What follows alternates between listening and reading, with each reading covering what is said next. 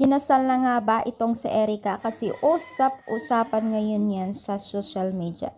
So, bago natin pagpatuloy natin paksa for today's video, kung bago ka pa lang sa aking channel, please subscribe po, like, and pakit na rin po natin guys ang notification bell upang ma-update po tayo tuwing ako pinag-upload patungkol sa Team Kalingap, and please support po natin ang buong Team Kalingap, lalong-lalo na po kila Kalingap Rab at Kuya Pat.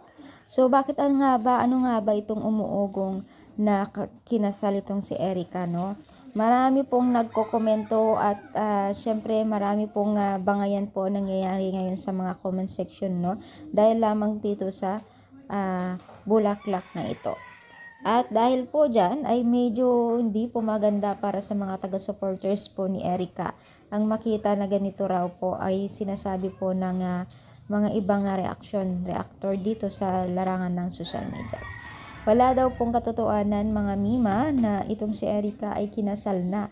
Dahil lamang po daw sa picture, bakit na daw sinabi na natin na kinasal na, dahil may hawak siyang bulaklak at nakabuting damit po.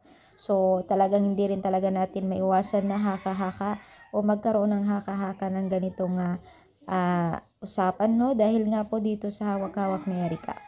So, maaaring pictorial lamang ito o nag-attend or nag-abay po sa isang event o isang kasal po.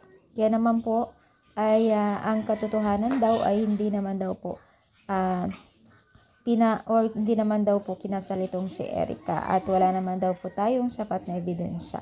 Kaya naman po medyo tagilid po ang mga sinasabi po ng ilan netizen. So, ano sa palagay ninyo? I-comment down, palike po ang ating video. Thank you so much guys sa inyong pagsuporta sa aking channel. Thank you so much and God bless po.